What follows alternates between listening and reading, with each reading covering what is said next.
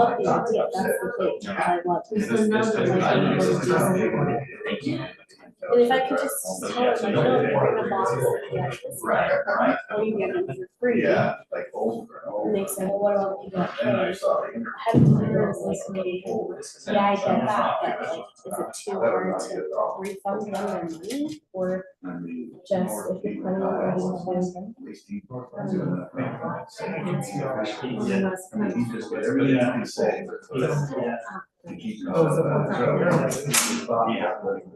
Yeah.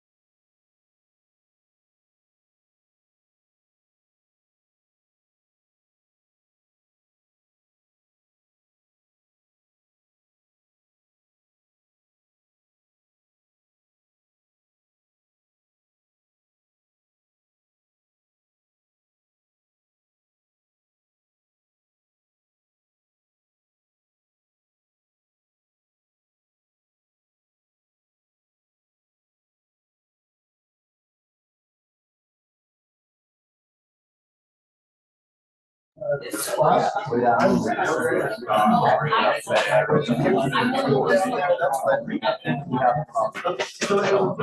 should be in plans tonight. And they also want Jamie, I can share a knee on the drawers. I'll slide over and have the drawers on there. So sorry about that. So I was hoping to do that.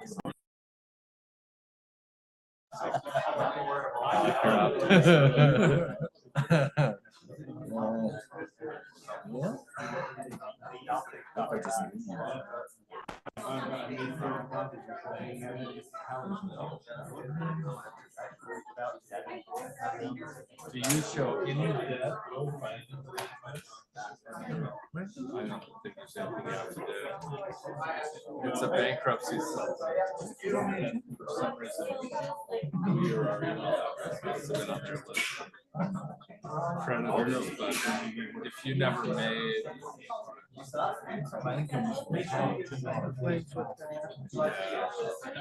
They must have had some relationship to Utah because they have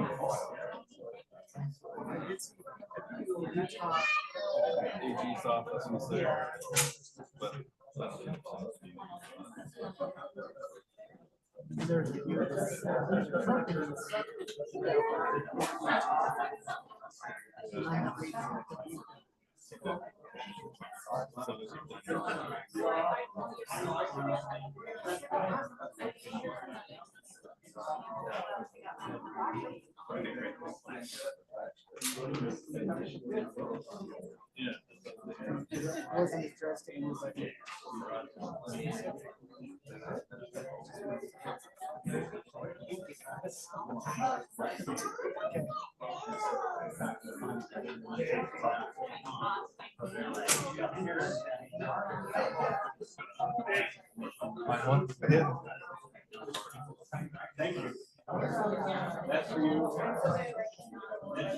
Center Square on my bingo card.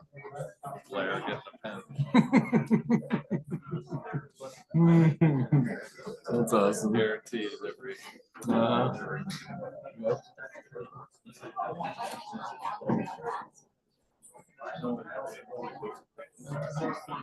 What?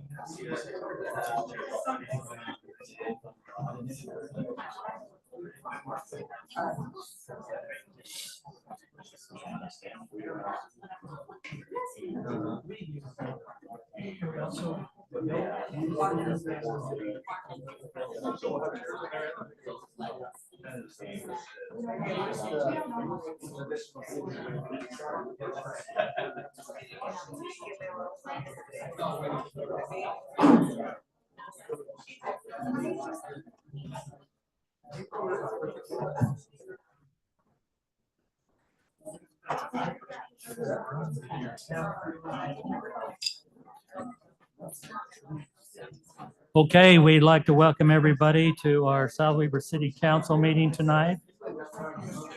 It's 6 p.m. on Tuesday, November the 12th, 2024. We'll begin this meeting with the Pledge of Allegiance. I'll lead that, and then we'll have a prayer by Councilman Davis. You'll all please rise. Follow me. I pledge allegiance to the flag of the United States of America and to the republic for which it stands, one nation, under God, indivisible, with liberty and justice for all.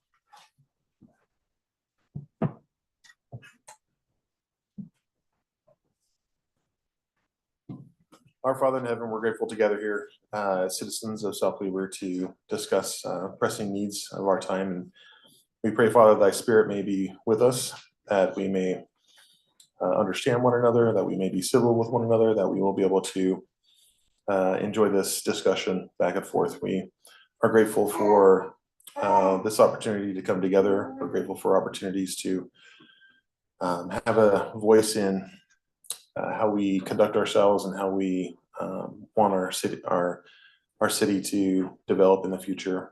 Again, please be with us that we may make good decisions for our city that will help keep our citizens happy and safe, and that we'll be able to come together on a decision that will be best for all.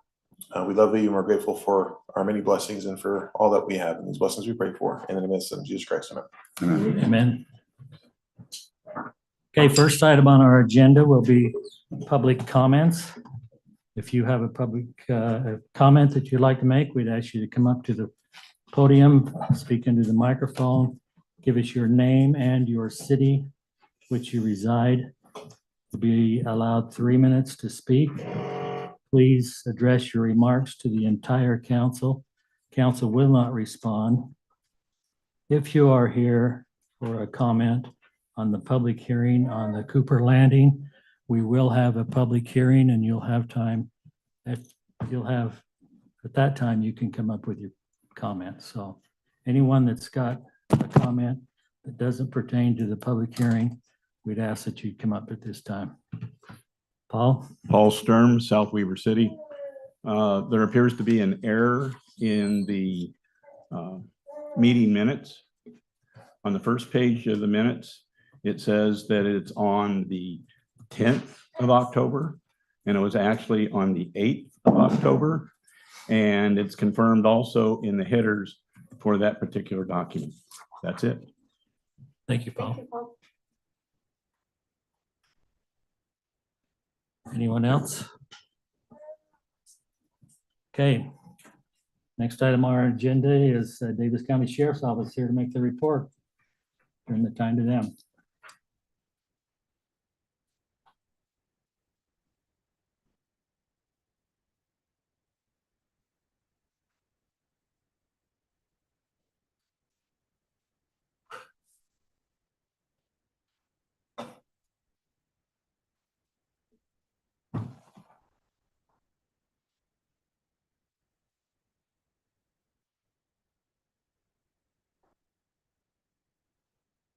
Hi, good evening. Thank you so much for having us. My name is Elizabeth Pinto. I am the investigative analyst from the Davis County Sheriff's Office. And I'm Sergeant Gary with the Patrol Division Sheriff's Office. Today we'll be sharing with you the Q3 of 2024. So that's going to be dates July 1st through September 30th. Up first, we have some comparative statistics for you all.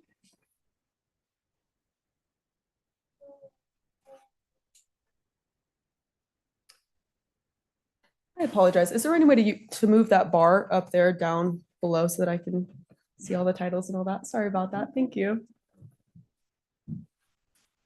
So here are patrol hours. Now, when you see so blue is the 3-year average, and this is going to be consistent for the next 10 or so slides that are all comparative statistics. The 3-year average is comprised of 2021 through 2023. The gold line or yellow line is 2023 and the green line is 2024. Now I know that the dip in November looks a little bit scary. That is live updated as of today. So we're not below on hours or anything like that. It's just we're halfway through the month, and so the month looks like we're low, but we're really not.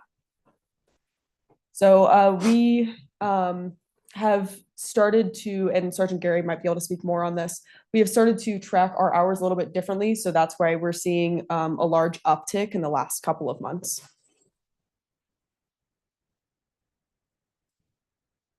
What do you mean by you're tracking it differently right now? So we've been a little more stringent with our guys. We're making sure they account for every hour they're up here. And we've been following up with that every day at the end of our shifts and stuff like that. So it's a lot more accurate than what it has been. I think that's the best way to, I guess, explain that. Thank you. And coincidentally, that happened in June and July, where you see the spikes.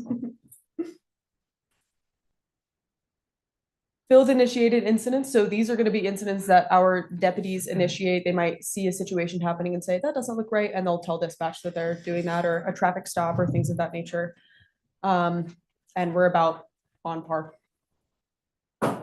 Higher than the 3-year average, but pretty consistent from 2023.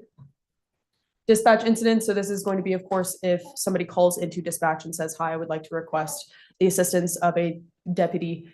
That's what dispatch incidents are. And again, that number isn't low. We're just halfway through the month. And so we have half the numbers. Citations, we can see we are very much above what we have been from 2023 and the last 3-year average. Thank you. Happy to be here. Yeah, I just want to, like, just for the record, I'm not happy with that. Why did you get one? She's got two warnings. We'll do what we can, Councilmember Petty. We appreciate that input. Thank you. Speeding is also up. We love that. Okay. Yep. Person crimes. Pretty consistent. Property crimes, pretty consistent. We're actually fairly low for property crimes. A little bit, a little under. Society crime. Yeah, this there's not really a whole lot of a average line to follow here. You will see in, let's see, it's hard to see from this angle. I believe it's April. You'll see that there's a gap in 2023. That just means there's no data there. So that just means we didn't have a society crime in 2023. Which is lovely. We're happy to report that. Yeah. So now we're just going to get into the quarterly statistics for just patrol. So this is going to be July 1st through September 30th. So citations, we've had, these are just citations. These are not all of our arrests, of course, but it's just arrests that occurred through citation. And again, Sergeant Gary can answer any follow-up questions regarding that. We had 2 individuals who were physically booked. It was a criminal arrest for a citation. 5 that were cite and released. 2 fix-it tickets, 87 moving violations, 15 non-moving violations, and 60 written warnings for a total of 171 citations for the last quarter. And for fun, I thought you might enjoy this, Councilmember Dillis. We broke down speeding tickets. So you'll see the total number of speeding tickets we had was 85. 60 of those were citations, 0 resulted in criminal arrest, and 25 of those were written warnings. Sad to see it, but glad. So of all of the incidents that occurred, so there were 476 incidents that occurred within the last quarter. 95% of those were non-criminal in nature. Of the 5% that were criminal in nature, 1 of those was a death investigation. 12 of them, or 50%, were person crimes. 8, or 33%, were property crimes. And 3, or 12.5%, were society crimes. Any questions before we continue? No. Fantastic, thank you. Now for comparative statistics for investigations, person crimes, about at average. Property crimes, again, there's going to be some of these where there's very little to no rhyme or reason. Special victims unit, we are happy to report that we are below average this year, which is fantastic, fantastic news. Yeah. Financial crimes, below. And investigations quarterly statistics. So within the last quarter, we have 21 new cases and 57 and a half approximately hours worked.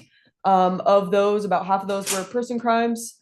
14% of those were financial crimes. 3% of those were property crimes. Two of those were death investigations. 2 of them were general investigations. General investigations can be anything to the effect of this was a citizen assist, or we are assisting another agency, or it might be a drug investigation that will then be transferred to Metro Narcotics, right? And then one of those was a special victims unit investigation. And on the right-hand side of the display is going to break down a little bit more in detail as far as the offenses that were investigated. This is what it is initially being investigated. This is not like what was closed as, 5 of these. Criminal abuse and neglect, for example, is not a charge, right? It would be simple assault of a child as a charge, right? So that's what's being investigated at this time. Any questions there? Victim services quarterly report. As always, we love our victim services. They're fantastic. They do a lot of stuff for us. Within the last quarter, we've had 12 new victims, 8 ongoing victims, making up for a total of 20 victims served within the last quarter. And of those victims, that made up about close to 29 hours of services. And on the right-hand side, you can see different services provided. Our victim services do a lot of different things. They can provide referrals to different resources that might be applicable to the victims. They can also accompany them to court and things like that for emotional support. Our victim services are very knowledgeable as far as the court systems and things like that. They can kind of help navigate the victims through that as well. So lot of different services our victim services provide. And that's of course not inclusive of everything that they do for our victims.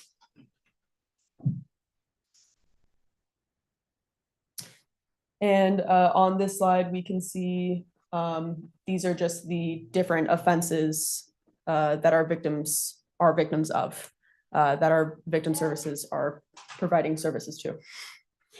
Do victim services usually deal on the phone or in person? Truly, it's going to be based off of, it's a mix. Yeah. Great question. Truly, it's based off of the comfortability of the victim, right? Some victims are less mobile. For example, in like a domestic violence sort of situation, they may not be as free to, go in and physically go to the sheriff's office. That might be kind of put them in a rough spot. So they might talk more on the phone, things of that nature. That's just an example, but it depends on the comfortability of the victim and schedules and stuff like that. If you have a victim who's a hardworking mom of 2 jobs and has 3 kids, I mean, she may not be able to physically come down to the office as much, but our victim services are very adamant about making themselves available to support our victims in whichever way might be easiest for them.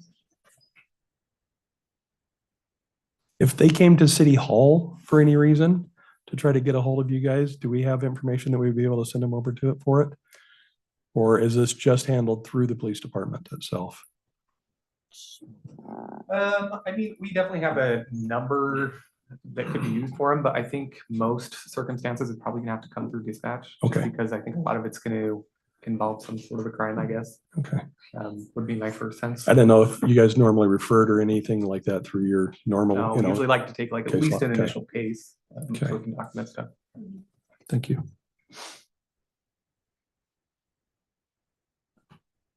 That's all we have prepared for you this evening. Is there, and I think Sergeant Gary has a couple things to bring to you all as well. Any questions on this? Anything that we want to be seen in there, anything like that? No, we appreciate all that you do. Fantastic. Yep. Thank you so much. We love the sheriff department. They're doing a great job. I just kind of went through and picked a couple cases I thought were significant in the last quarter and figured I'd talk about those real quick. I bet you guys don't hear about a lot of them. So first one is a proactive DUI. So a vehicle was stopped for a minor traffic violation on a Wednesday evening at 9 p.m. In the area 1500 East and South Weaver Drive. During the course of that investigation, this deputy made contact with a male driver who was attending to his 2 young children in the back seat. Deputies noted the odor of alcohol coming from the driver and conducted a DUI investigation. Driver was found to be more than 3 times the legal limit and was resulting charges were multiple counts of DUI as well as possession of drugs and drug paraphernalia. Next one, this is a kind of a longer term investigation. So it did start before this quarter, but it concluded in this quarter. Deputies were called to a local hospital for a sexual assault case as the victim had gone there to receive a SANE exam, which is a sexual assault exam. The victim reported that she was sexually assaulted in a vehicle in a South Weaver neighborhood. Over the course of numerous months, detectives completed DNA testing, numerous search warrants, numerous interviews, and ultimately the suspect was charged with felony 1 rape, felony 1 object rape, and felony 2 forcible sex abuse. So those cases take a lot of work and a lot of mental anguish, a lot from the detectives too. So big shout out to them for that case. That was a good one. And then the next one was another DUI. You guys may have heard of this one because it was pretty significant. 2 deputies were conducting proactive patrol in the area 2700 East and Deer Run Drive on a Wednesday at approximately 11 a.m. Deputies witnessed a vehicle traveling at a high rate of speed away from the deputies. Vehicle left the lane of travel and collided head-on with a cement truck, causing significant damage to the passenger vehicle. Deputies arrived on scene immediately and rendered aid to the unconscious driver. After medical aid was rendered, deputies conducted investigation. Controlled substances and paraphernalia was found inside the vehicle. The driver was ultimately charged with possession of controlled substance, paraphernalia, and a DUI as well. Good proactive stuff. Appreciate that part. No problem. Any other questions for us? Thank you. No, thanks for what you're doing. Thank you so much. Okay.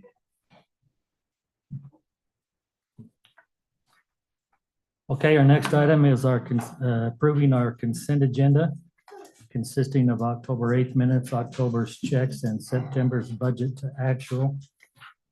Council, is there any changes or discussion on any of these items? I had one question for staff on page 17 of the packet. there's a charge for overhead door for about $5,700 for the fire department. I'm just wondering if that's just normal wear and tear on the building because of the age, or if there's an accident. Is everybody okay? Just an update on that. Yeah, there was not an incident related to that. I think that that was just a failure in the door that needed to be maintained. Okay, thank you very much. Anyone else have concern? If not, we'll look for a motion to approve the consent agenda. Mayor, I make a motion to approve the consent agenda. We have a second. We've got a second. All in favor, say aye. Aye. Okay, next, we've asked our city manager, Dave Larson, if he would give us a little intro into our public hearing tonight. And so we'll turn time to him for that, and then we'll open the public hearing. Thank you, Mayor. This item or these items, collection of items, the general plan amendment, the rezone application, and the development agreement for the Cooper's Landing development are all related to land use, obviously, and went through the Planning Commission. I think the council is very aware, and I think the public is very aware that the Planning Commission did not recommend the project to move forward to the City Council for your decision. The way that the process works for land use decisions like this, anything that is zoning related or development agreement related, when the Planning Commission does not provide a recommendation favorably, the developer has the opportunity to either address those comments and go back to the Planning Commission to re-seek their recommendation, or to move forward to the City Council without Planning Commission recommendation. And that was the decision that the property owner and developer made to bring that forward. So rather than re-seek Planning Commission recommendation with changes, there were some adjustments that you'll see from what went forward to the Planning Commission related to the development, but they did not receive a Planning Commission recommendation and requested to come forward for City Council approval. Depending on what the council does tonight, either a yes or a no, right? If the council chooses to allow the land use as applied for, then they would have to submit application for the actual site plan, improvement plan, and all of the logistics related to the development itself. This is a land use discussion tonight, not the specifics of that. However, that being said, the development agreement does have some site plan elements, conceptual and in some cases fairly detailed, but those are as exhibits to the development agreement, which again is a land use decision that the council has to make tonight. So they would have to provide a true site plan and development and improvement plans through that administrative process if the council were to grant the land use decision. So I'm happy to answer questions about that, but just quick question on that. So this is our third meeting with them, counting PC. Have they paid the normal fees to be able to even start this process, or is this just kind of jumping all around and we're incurring the cost? They paid the application fee, yes. Okay.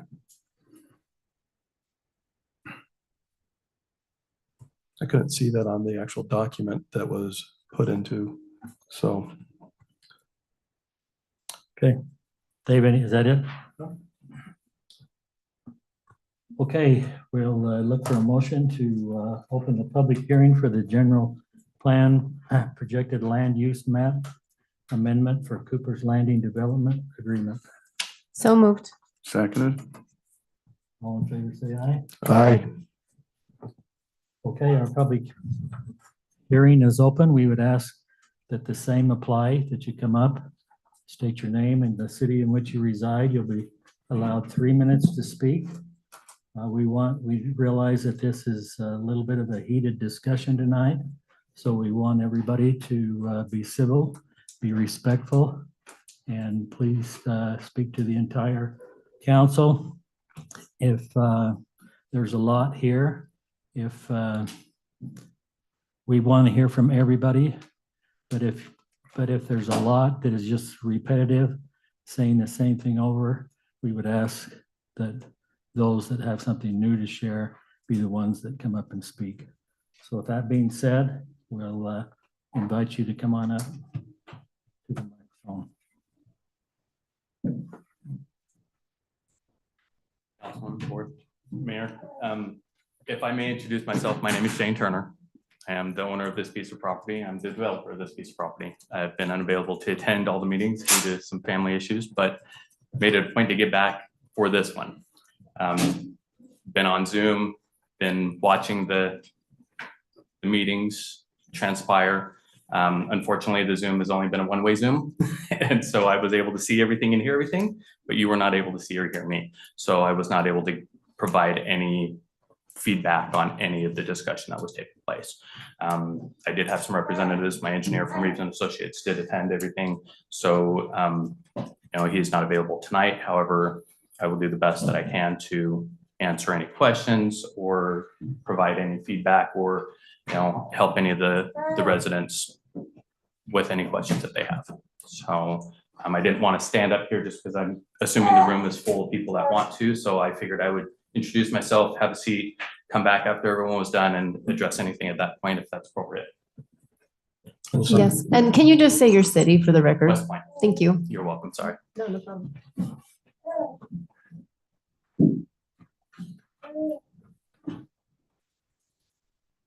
I'm Ashton Chilcote, South Weaver City. First off, just want to make sure each of you received, I sent an email to all of you with a 4-page letter, just hoping that you have time to look over and to review that. And I hope if you didn't have time that you table this or put it off until you do have time to review it. I wanted to add a couple other additional comments as the packet came out this week. One is just going back to this turning from residential moderate to from an R7 to a commercial highway.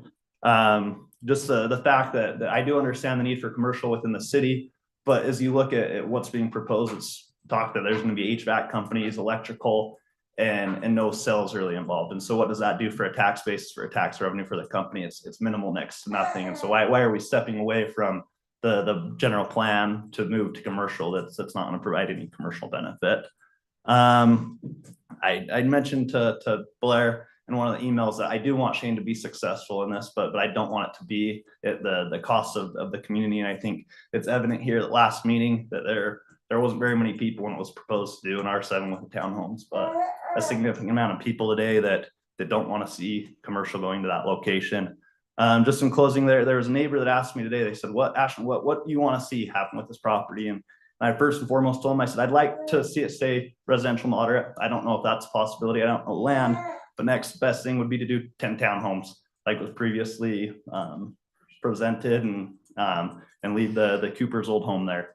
I thought that was a great idea and maybe would fit the property the best. But if it does fall to going to commercial, I think it would be good to address the development agreement on it. We saw what happened at the LaRocca facility where there were a lot of things that were not put into those development agreements uphand. And so if you do go ahead and approve that motion, I'd like to see things like not exceeding the original 10 units that were proposed with the R7. I'd like to see the buildings not being higher than what the townhome, the height of the townhomes adjacent to it. And then another concern that I have is just delivery vehicles that are coming in and out all hours of the day. If we could limit that to business hours. But like I said, hoping that you guys can back it into the residential corner the general plan was designed to be. So thank you. Thank you. Thank you.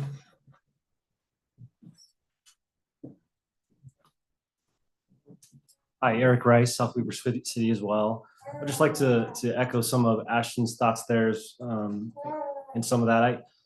I'm confused as to why we would sway from the general plan that, obviously so much time, thought, effort, concern from so many people in the city. And I really feel like that is a representation of the feeling of the people, what that area should become as a part of the general plan. I can also see it from a city standpoint as to the geographical location of it, that would provide, an ideal location for a heavy highway commercial zone. But again, to reiterate what Ashton's saying, I don't see what's being proposed as the use as being a real tax revenue beneficial property there. So I just want to reiterate, I think that the RM zone in the general plan is the appropriate use for that area, and that's what I'd like to see you move forward in the future. Thanks. Thank you.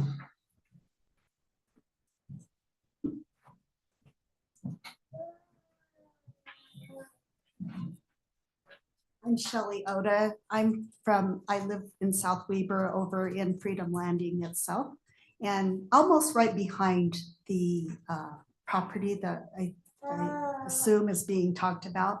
And pardon my, I guess, lack of knowledge of some of the stuff that's been going on. I saw that there was a hearing before, but I just couldn't make it.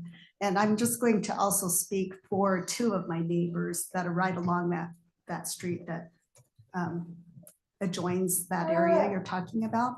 I just want to respectfully oppose this for the main reasons of it's already hard enough for us to have parking in our townhomes, let alone the concerns I have for parking there, because we can't park in the streets during the winter and that type of thing. Also, I love living in Freedom Landing, but the sound that comes out from the front of our properties and behind our properties, it's pretty significantly loud. It's one of my biggest complaints, the parking and then the noise. And so I'm very concerned with not only the height of there being maybe more lighting or something to interfere that, but the noise itself. And then the traffic. It's already hard to get off of Old Maple Road and turn left onto, is that 475 East?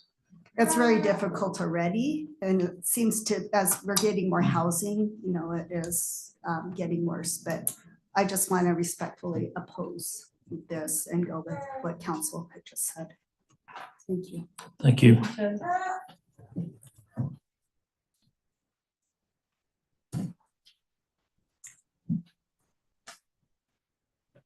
Howdy, I'm Jeffrey Hicks, South Weber. I just wanted to first say that most of the neighbors, I've lived right down there for the last 30 some odd years. Most of my neighbors, we're just kind of dealing with rumors and innuendo about what's really happened here. And until they put that sign up there, a lot of us didn't even know what was going on. It would have been nice to have just a little bit of a synopsis first so that we come to this public hearing to discuss it and would have just a quickie about what they're presenting. However, with that being said, it seems to me like, they put that big RV place in, you change the zoning for that.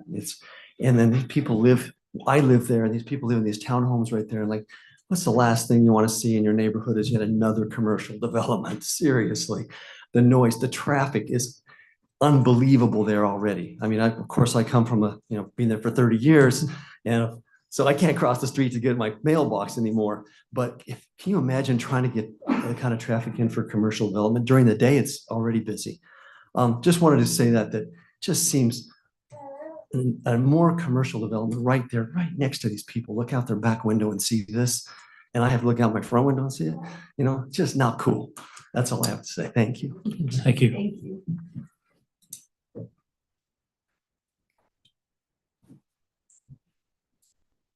Hi, my name's Holly Dance, South Weber City. I live right in the neighborhood behind there as well. And as I started to hear what was going on, I think a lot of people in the townhomes don't know. And I'm a realtor. I've sold a lot of those townhomes, and I think it would be a pretty big impact on property values to go from having some kind of open space to potentially a 35-foot tall building when the townhomes are 22 feet. Huge impact. I can just imagine showing that townhome saying, here's your view of a big building or lots of commercial buildings. And then the safety at night, it's not a residential, maybe there's not as many people there, and the issues with it having residential space, how is that really monitored, that who's living there and that they're not all just becoming rental units for whatever workers kind of need a home at the time versus a business owner actually living there. I think that wouldn't be as applicable.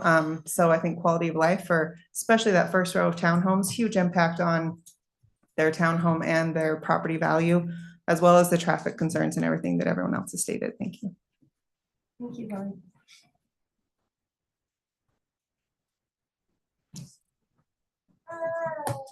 I'm Ryan Bernard. I live in South Weber City. I'm actually in the townhomes that would face directly at this building. And thanks to Holly tonight, I'm actually here to voice my opinion because I know city lingo, or I wouldn't say lingo, but the way it's described is not hard or not easy for, normal people in public to kind of understand when you sift through all the legality, when it's stated. I have 3 kids, we love living there. And again, I think that the height, and you talk about noise, I know we're getting repetitive at this point. Safety concerns too. We talked to, Davis County comes in and gives these statistics, and with commercial properties, you have possible increase in theft and noise and things that pose safety issues for my children and all the other children in the townhomes. Again, traffic, it's already crazy. And so I don't love when my kids even venture towards that main road. So more traffic, safety concerns, light pollution would be another big one. Kind of the umbrella of all commercial properties. And that's why, again, I'm here to oppose that direction. So thank you. Thank you. Thank you. Thank you.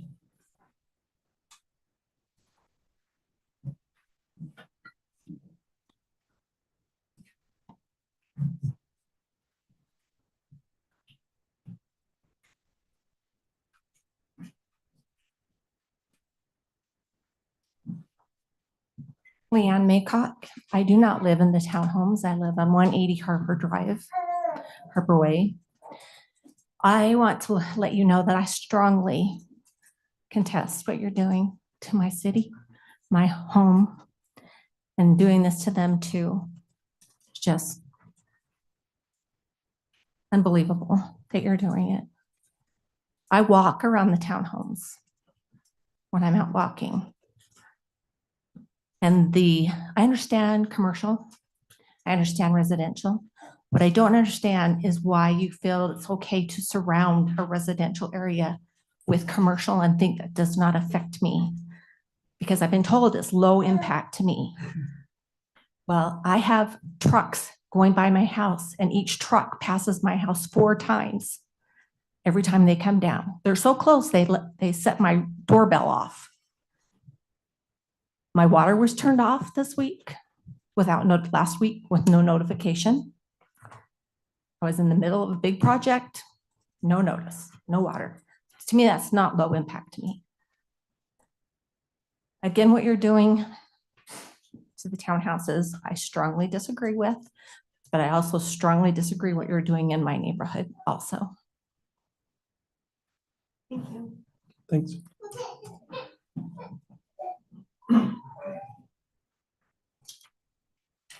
Tyson Butterfield, South Weaver City. So I also live in the townhomes that would directly look at this property on Aspen Lane. And I don't envy your positions. I'm sure that coming out of this, you'll be thought of as one side, just as the praise like the BYU Utah refs were by some people, and others will oppose it. But I think just a couple concerns that I have would be, an impact on property values. As somebody who has a growing family and, at some point is going to outgrow that townhome, I fear that, that putting such a commercial space there would impact already property values that, I need it to be higher to, even justify moving to go somewhere else. And so that's a concern I have. And then maybe one other concern is that hasn't been addressed as much as that walking path is used a lot by not only people of the townhomes, but throughout the whole neighborhood, as was just mentioned. And I think that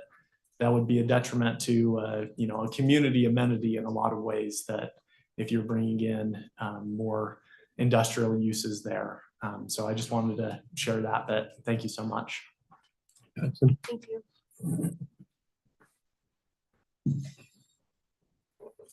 I'll just be quick. My home, sorry, not to beat it with a dead horse. I'll just tell you quick. So my house is right along the path where everyone walks at night or all day. And my children's rooms are up there in the townhouse right over that property. And it really, really concerns me that if there's going to be residential on the top or a tall building, people can see straight into my children's bedrooms. And where I already, my main floor is right along that walkway. I have people walk along and look in my room or my house all the time. Yes, that's my fault for buying a townhouse along a walkway. Bought it before they built it, but didn't know that was going in. So that's just something that we're very concerned about in my family for safety, is that there's people that can look straight in our window. If that building is in fact 35 feet tall and our townhouse is 22. So thank you so much. What was your name? Sorry. You're good. Kelsey Christensen, South Weaver. Thank you. Ryan Jones, South Weaver City. I live in that neighborhood too. Something I've just noticed that I haven't heard anyone say with small commercial is usually they have trucks. Usually they've got box vans. Usually they don't drive them home. A lot of times they end up on the street. That's something that's probably going to happen here in our neighborhood. Just like to say that. Thanks, Ryan. Thank you.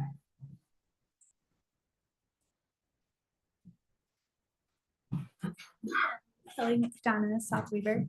I also live in the townhomes, and I haven't seen like a design of it, but I did read a post or hear something that they were wanting to put an exit out onto onto Old Maple Road, which it's already difficult to turn left, like others have mentioned, but having an exit come out with it being so close to that left-hand turn, it would just add way more traffic. With the new design already on 475, that's already made it more difficult to turn left, and having more commercial, more people, it's just going to be way more traffic, and that's my concern. And then also, I just want to make sure that we would keep the trees because they were torn down on the, in the deck or the CCNRs, that it states that anything higher than, I think it was, what was it, 2 feet or something, that they're supposed to stay, and those were torn down, even though the developer was told that they were supposed to keep it. So I would just want to make sure that happens as well. Say your name. Oh, sorry. Oh, it was Kelly McDonough. Thank you. Okay. Anyone else? Well, Of course.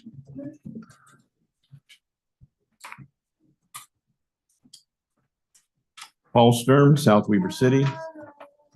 As in the normal thing, I put the action items and what we're talking about. Because of the extent of this, I will only comment on the italicized. The non-italicized is the backup for that. In all my years of attending both planning and city council meetings, I've never seen so many items being pushed through in one meeting regarding a single project, with many of the associated interdependencies and 3 simultaneous changes being requested by the city. Some of this I've presented to in the planning commission meetings. Anyway, the major questions has to do with the rezone from A to CH, as is portrayed below and was in the packet. The zone change application on packet page 75 of 113 from Shane Turner shows a requested zone change from R1 to HC. The current zone is A, not R1. And then the question on fees was already answered.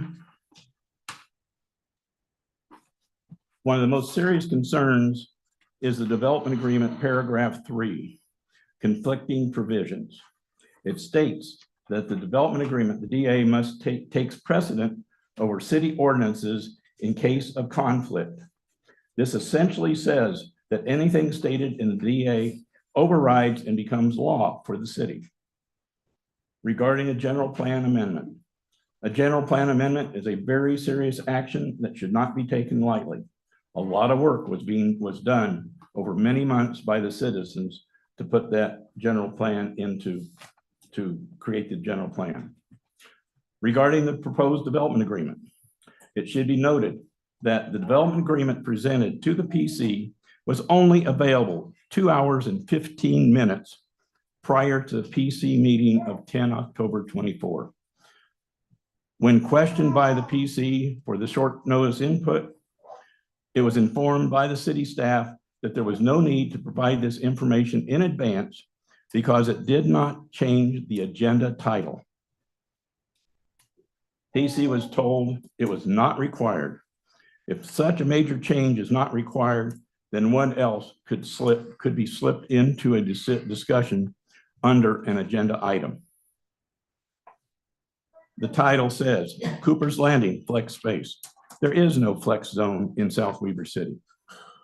Proposing a ADU is in violation of city code regarding ADUs. An ADU is not permitted in commercial zone as being proposed, only residential zones. This is not allowable according to the South Weber Land Use Matrix 10-1-10, which is shown below, and the description of the accessory dwelling units is that it's primarily a residential structure.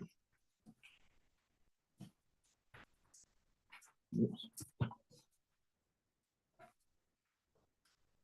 Okay. Sorry, I lost my page. One of the most serious concerns. Sorry. Okay. I have too much stuff. One of the most serious concerns is the conflicting provisions. And regarding the general plan, the amendment is very serious action that should only be taken lightly. I think I may have read something again. Regarding opposed, that when questioned for the PC by the short notice input was formed by the city staff, there was no need to provide this information because it did not change the title. And therefore it was not required. The title says the flex development, no flex zone. According to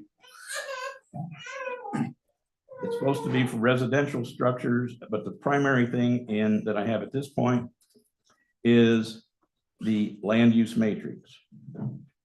There are no land use matrix there's no accessory dwelling units in a commercial highway zone. Page 3. Paul, I think your time's up. What? I think your 3 minutes are up. I have just one last comment. And this is regarding the rezone request. When the city staff was asked why the adjacent residents were not sent a letter about this meeting, was informed it was not required. The explanation provided was that the Utah legislature changed the 300-foot zone charge. My question is, as the mayor and city council have done in the past, gone the extra mile and be transparent to keep South Weber citizens informed, not just what is required, but what is right. Thank you. Thank you, Paul. Thank you. Thanks, Paul.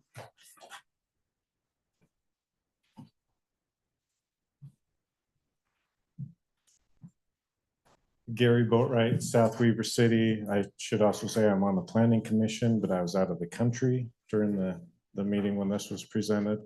The one thing I do want to comment on is the general plan, the proposed amendment to that. I'm the only one on the commission who was part of that process, revising that. I can still show you the bruises and scars from that process. And some of you were also here and experienced that. That represents our best thinking as a city and as a community. And I think what we had planned for that, or what we have proposed for that property, is still our best thinking. Now, I also realize there's property owners' rights, and any vacant land anywhere in Utah, especially in northern Utah, is being built up, mainly with apartments and things. But I think there's something better that can be done here. I agree with some other residents that the commercial impact, the financial impact will not be worth the other impacts on the neighborhood. But there's something good that can be done with that property. It is kind of an odd property in an odd place, unfortunately. But again, I think the general plan does represent our best thinking, not just as a council, as a planning commission, but as a community. Thank you. Thanks, Thanks, Gary. Gary.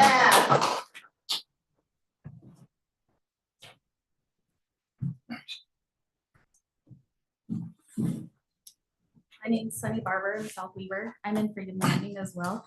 I just think the big thing too is we have to remember the big RV thing hasn't even opened, so traffic is gonna be crazy already. I think it's great to add more townhomes, but not go crazy adding businesses and all of that, because we love our townhome community there. And what else? I think that's it, but thank you. Thank you. Thank you. Thank you.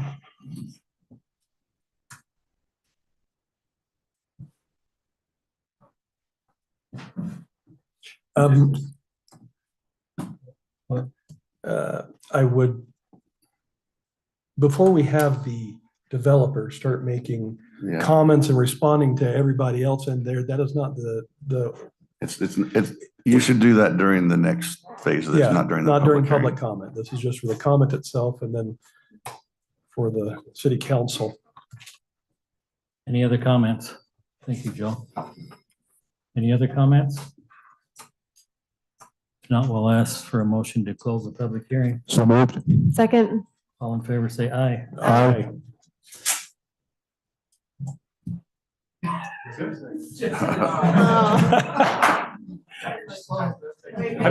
We just closed the public hearing. It's closed. No. No, but the public hearing is closed. Oh, really? Yeah. Like seconds, dude. I just drove. Seconds. Sorry. Miles an hour to get here. Sorry. I say aye, I want to hear. I'll give you 2 minutes. No. Okay. It's closed. We said a lot of good stuff. I know, I heard the whole thing, you missed a lot of it.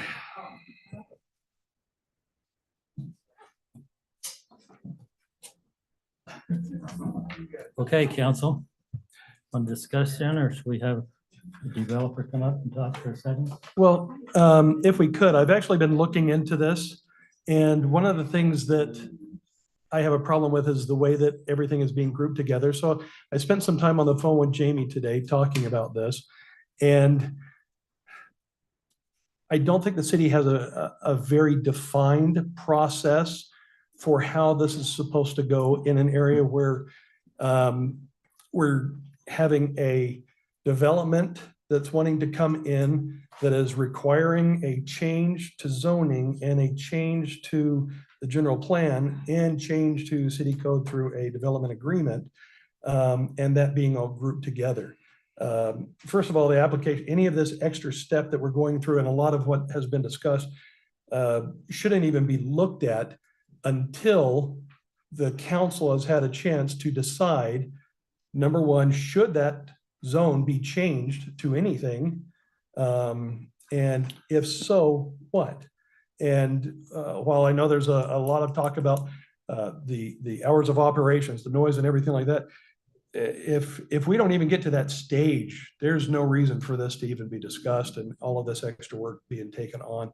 One of the things after talking with Jamie, we would like to put into the code a little bit more clarification so that we don't have this situation again in which an application can't be made valid or rely on dependables that haven't happened yet. So if we could, as a point of order, I would like to have our discussion as a council first, just on a zone change and whether we even want to look at that or move forward, because that would necessitate then the general plan and the plans. Well, but I guess my question is, and I'm right along the same lines with you are, because I was just going back through other properties and we've never changed, had a public hearing and changed, as far unless I've missed something, the projected land use maps. We've changed the zones, what we zone it to. Take for instance, the last one we did with the storage for general RV. I don't recall doing a public hearing for the projected land. We did a public hearing for the zone change, but not for the projected land use maps, did we? No, let me. Then why are we doing a projected land use map? Because it just seems the cart way before the horse. So the the way that land use law works in the state of Utah is the city council makes a couple of legislative decisions and sets the law on land use for properties in the city. And then after that, development projects can come forward and apply to go through the administrative process of building according to that law. Those land use decisions that the council makes starts with the general plan, the future and projected land use map. The second is the current zoning on that property, right? What is our current zoning allowed? If there is a development agreement, that is related to zoning, right? And so it's a version of zoning on a specific property. Those three legislative decisions are where the city council makes the call and sets the law and sets the table for anything that comes from there. General plan is first, right? And so in the past, and by state law, general plan is by its very nature general, right? It is not the gospel. It is not, set in stone. It is a plan that could be changed and not necessarily followed, right? To put that, it is a document that can be amended and go through an amendment process. It is That's not not, what I'm saying. I'm just saying that it is not just a document that doesn't hold any value. I'm sorry. No, it definitely holds value, but by law, the state law allows city councils to make zoning decisions that don't follow the general plan. Okay, that's the law. However, and what we've done in the past is allowed the city council and planning commission to consider those zone requests outside of the general plan parameters. As city staff and with Lance's experience, he suggested to me that having the general plan discussion as its own discussion, as Joel's pointing out, to amend it as an official action by the city council is the first legislative action. And it creates an opportunity such as this to have the general plan amendment process take place concurrently or before a zoning decision. So the council can say, are we set in stone with this general plan? Do we like that? Do we want that? If we're okay amending that and looking at that, then actually do the amendment, do the action so that we then have set the table for a zoning discussion. You'll notice on the agenda that those actions are separate items, right? We would have to consider general plan amendment first, followed by a zoning change and a development agreement. Those are three separate actions. Although the discussion is taking place and holding one public hearing, jointly so that we're not holding three separate public hearings on just, are we okay with the general plan? Are we okay with the zoning? Are we okay with the development agreement? It was just for efficiency's sake. But those are three separate and distinct council actions for consideration. Well, personally, I don't think that time efficiency really is a consideration on this when we've got a change of the general plan and then a completely separate zone change, which then gets into whether or not it wants to meet certain criteria. Because right now we're just talking about the general concept of itself. Do we want to have commercial right there, or do we want to have what the general plan says, which is residential moderate? Or actually it's zoned as I think Paul said, that it's agriculture, and the plan says that the plan for it is residential moderate. So exactly the that first question should be answered first. That's what's on the agenda. I know it's on by a number, but we've gone through a lot of work and we've taken things through the PC and muddied the waters with all of this extra detail where it really just needs to come down to, are we willing to change the general plan? And I do think that that does require a little bit more work. Now, we don't have anything in our code right now that says how we have to amend a general plan. That doesn't mean that we shouldn't give it the respect that it needs. So, but I'm just talking about a set of a process for it so that for the discussion that's happening tonight, we don't need to get into the details of all of the other things that are going on until we've decided whether or not we want to change the general plan's designation. Is that correct, Jamie? Is that one? I'm going to give a longer answer than you want. state law in Utah flows from the principle of private property rights and the rights of individual landowners. And sometimes, whether cities like it or not, they have to respond to applications and requests from those landowners that may or may not jive with what's in the general plan, what your preferences are as a city. And I think in just reading what's happening with this application, that's where we find ourselves.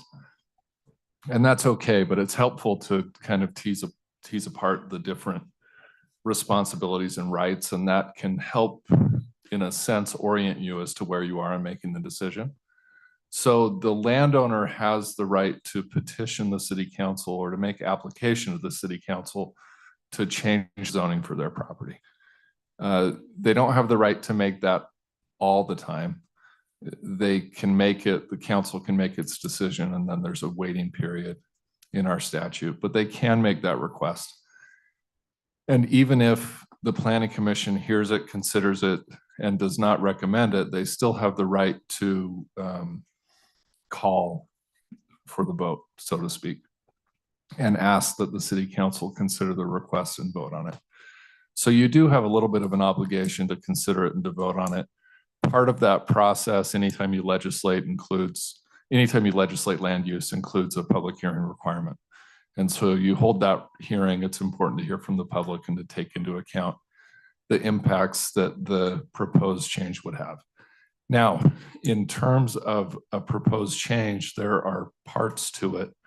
And one of the requirements in state law is that before you make a rezone to a piece of property, you have to make sure that your general plan is consistent with that rezone. So you have to take two separate actions. One is the amendment to the general plan, and the other is the rezone.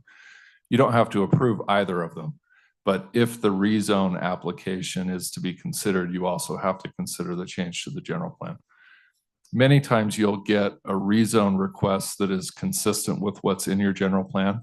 Your general plan will project into the future, and it'll say we would like this area to be this land use, but it isn't presently zoned that way. And then other times you'll have in the general plan language that will say, we'll consider a land use if, and then give you an idea of the kinds of things that you might consider, and you can apply other criteria. I think that's where this request is, that you have a reference in the general plan that says you might consider this in this place if, and one of the things you look to is impacts on residential communities and some of the things that you've heard today. So I think your decision, at least as its agenda, is done in the proper order. It doesn't mean you have to like the application or like what's proposed. It's your prerogative as members of the city council to legislate and to vote it up or down based on what you prefer. But the correct sequence and the correct order is to go general plan and then the zoning change. And if those two fail, then there's no sense spending any time on development agreement and the other things. But that's the order in which you would want to take them. Thanks, Jamie. It's just different than what we've been doing. Yeah, we've added that concept of, are we going to amend our general plan or are we going to stick to the general plan? In the past, we've simply had the zone change conversation, and that is, again, the council's prerogative. You don't have to amend the general plan. However, if you do amend the general plan, the state law dictates the process for adopting and amending general plan. And it's gone through that process. It's created the public hearing process about that specifically. Are we going to stick to as a protected land use or do something else? And again, by extension, it's very similar. It's dovetailing with the conversation of zone change, right? Those are very similar. And so, yes, it is a little bit of a different process, but it's also very, very similar.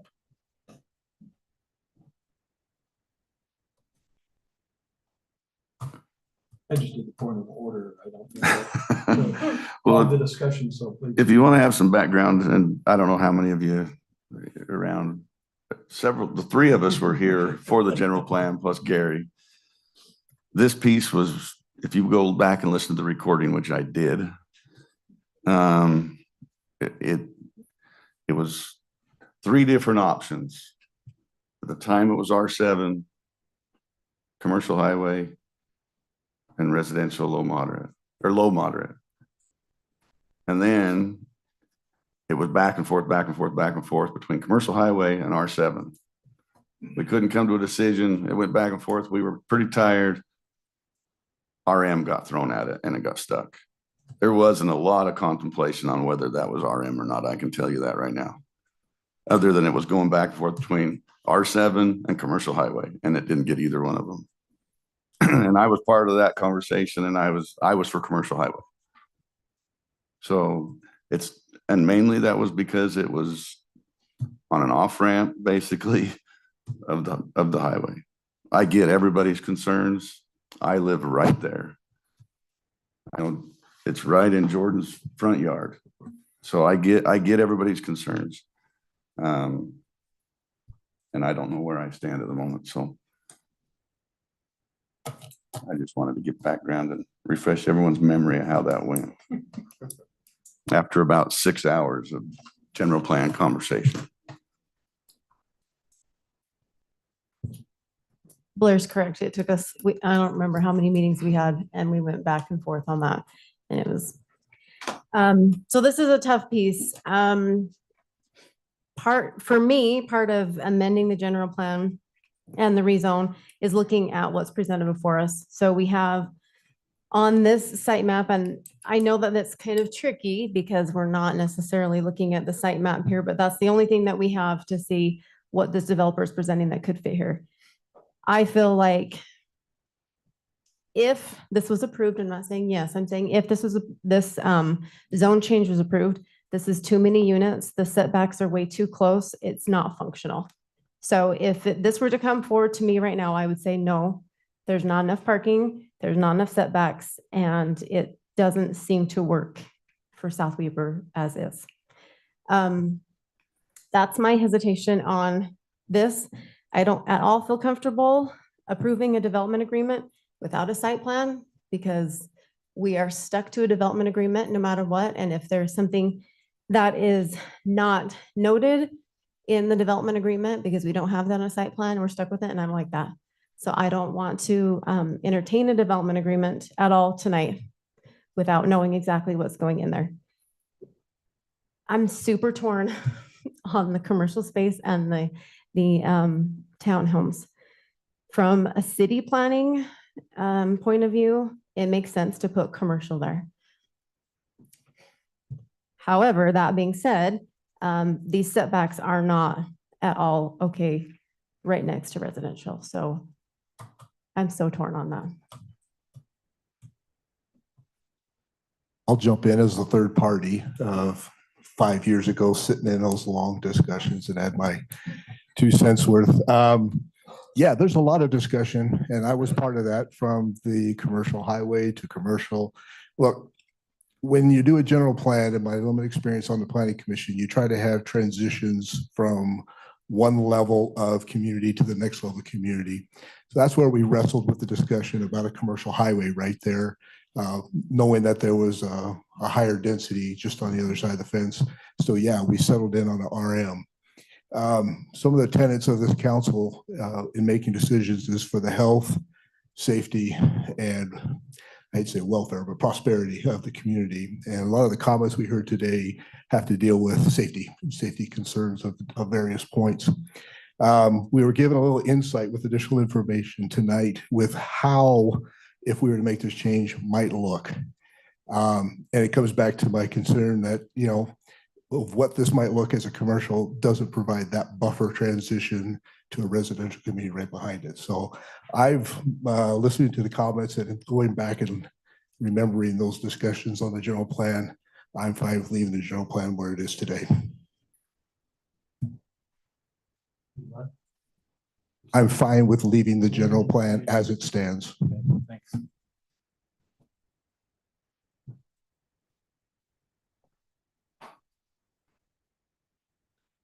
Jeremy. Oh, last. If you want last, okay. Joe? So, you know, it's kind of funny. I was not on city council at that time. I was part of a citizens action group that fought to make sure the general plan met the views and the needs of what the citizens thought it should be. And it went back through review, and it was a very complicated and a very heated process. But it's also why I decided that I wanted to try this city council stuff out. I agree that this is a funky little property. If it was a flat area over there, I gotta admit, having a what other cities are calling a residential commercial or a neighborhood commercial, which is just a small area where you have small mom and pop shops and bakeries and little things like that that support the walking environment, and people can walk over there and get their ice cream or whatever. I still think that would be fantastic, but as I look, and I've gone over there numerous times, I just don't see how a little valley hidden away from anything else of commercial would make anyone want to do a retail outlet there. I don't see the value of having storage sheds there, however glorified they are, especially not ones with any type of apartment or anything in it. The idea of a neighborhood one was, yes, you have, you know, the hair salon, the lady who lives upstairs, or vice versa, or however you want to do it. And I don't see that as working, quite honestly. But even beyond that, y'all don't see it as working. I mean, that's what it comes down to, is if we're looking at the general plan and respecting the general plan and all the effort of the entire city that went through it and the scars that still remain in our city because of it, yeah, I don't think there's any way that I could vote for this to do anything other than what the general plan says, which is the moderate. While I do think that there could be still some good uses for it, I'm one guy, and that's just my opinion without anything on it. I'm not the one that's going to be living there, so I say we keep to the general plan, and if we change anything, we change it from agriculture to that. But as of right now, we just leave it as agriculture. So I was with Blair and Angie. I was really torn on this one. I felt like I could go either way. But I think the more that I heard from all of you and looking at these details more, I don't think the proposal is good enough to make the change. So I'm not in favor of making the change at this time. That's not to say I'm not in favor of making the change in the future, but it has to be a better proposal. I just don't think this one's as viable as what I was hope would be presented. And I don't think it would address the concerns of the citizens. So I'm a no on this one.